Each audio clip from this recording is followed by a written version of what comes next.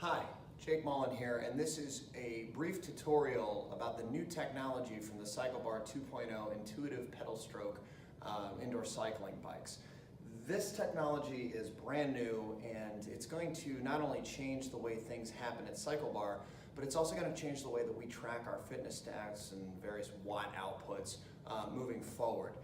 Like I said, these bikes aren't really anywhere else in the world right now, but it's important that we get a good grasp on it. So we're going to try to take this really simple approach. We're going to talk about two main things that we ask our riders to do. First is the climb, right? So a little bit heavier of a feel. And the second is the flat. The jog is the jog, and it's going to take care of itself. But I think it's really important that you understand two things about the way that these bikes now register watt output. The first is, gone are the days of turning up the resistance, meaning before, if you wanted more watts, you would turn the resistance. Yes, you would still have to pedal hard and you would have to pedal smoothly, but everything was all about this little resistance knob down here. So you would turn it to the right and the gear number would just go up. You turn it to the right again and it would go up. That's not exactly the case. Let's start with the climb. So traditionally, we would cue you as instructors and we would say, turn the resistance to the right and let the resistance slow your legs down. That's normal. However, on these bikes, if you turn to the right and let your legs slow down, the gear's not going to change very much, if at all, or it might actually go down. The reason why that is because the bike, being intuitive, is picking up on your legs slowing down. So the bike thinks you're not working as hard. It thinks you're taking a break, even though you and I both know that's not the case. So what's the trick? The trick is to turn the resistance up a little bit and maintain that sort of climb pace. We're going to give you an example of that on the console in just a minute. But while I have your attention on leg speed, let's talk about the flat. Traditionally, riders may or may not really get the flat, right? And that's anything that's really over 90 RPMs. At CycleBar, we do 90 to 120. Maybe we skirt up into 125 and 130. That's a conversation in a video for a different day. Let's focus on power output. We've changed the way we cue the flat these days. So as before, we would say, get your gear to a 3 or a 4 and pedal to the beats or pedal quickly, maybe call it 110 RPM, something like that. We don't do that so much anymore. Now we're pedaling your gear up to a particular number. Being that once you've set it to a 4 or a 5, if you start to pedal faster, these bikes, the gear will actually go up. It'll show you on the console. Relax. It's not a case of the bike is adding resistance on the bike for you, and we'll talk about that in just a minute too. It's just giving you credit where credit is due. The bike is doing for you what you can't do for yourself. So if you're pedaling your bike and you either slow your leg speed down and the gears drop and the power drops, that doesn't mean add resistance. It actually means pedal faster, or in the instance of what your instructor's probably trying to get you to do, pedal to the rhythm of the music. The way the cue has changed is we give you a recommended gear to start from, and then we ask that you pedal up to something. That brings us to intervals, and I want to talk about that first before we cover the other two bits that we're going to talk about later. An interval is designed to get your heart rate up. You can't do that if your watts maintain a static position.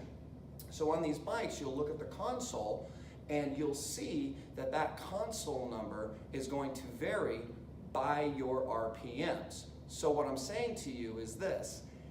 If you turn the resistance to the right, the gear's going to go up a little bit. If you pedal faster, the interval, whether it's above the rhythm or to the rhythm, your gear number on the console is also going to go up, thereby your watt output, the top line, is also going to go up. So all three numbers go up solely on the virtue of your leg speed, which is pretty awesome because we're trying to get people to pedal sometimes at 100, 110, 120, and so that cue now becomes on a flat 3, 4, and then pedal fast, and that gear might jump all the way up to a 9 or a 10, which is frightening for some people. They might freak out and say, oh my God, I don't want to be on a flat road at a 9, and that's what the bike's telling them at. You're really not. There's actually only there's two things happening there. Your legs are going faster, so the gear is registering, and you have proper resistance on the bike. So let's talk about a couple of those other things now. Okay, so now we can see the console here. We can see that I'm pedaling at an RPM of right around 65. My watt output is not a whole lot. But if I slow my pedal stroke down, not only will my RPMs drop, but so will my gear. So I need to keep that pedal stroke. This is what I'm talking about. You got to keep your legs moving. Otherwise, that gear is going to drop. So no more cheating the bike. Hooray. Now, I'm not going to touch the resistance knob. I'm just going to pedal faster and watch what happens. The gear starts to go up and the power output starts to go up. Now all of a sudden that 89, 90 jog that you used to think you couldn't get good power on, now you can. Welcome to the big show. If I pedal even harder than that without touching the resistance knob, and I go up to a run speed, now all of a sudden I'm pedaling at 110, I am starting to get out of breath, and I'm at a 13, 14. If I go even faster, 15. Power output over 300. Whew, I gotta stop. So you can see how now all of a sudden you're getting credit for pedaling faster. Now on the other side of this, the other thing that oftentimes happens in this scenario is we as instructors want you to climb out of the saddle or just climb in the saddle, whatever. So we ask you to turn the resistance knob up. So when you turn the resistance knob up, what happens? Your legs slow down.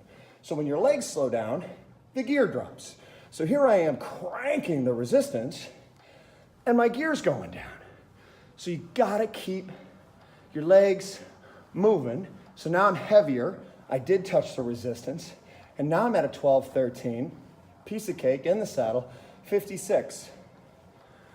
Whew. Now if I execute an interval on this and I pedal up, 8, 7, 6, 5, 4, 3, 2, 1, back to the beat, I'm up to a 22. I didn't touch the resistance knob. That's the pedal stroke being intuitive. These bikes are awesome.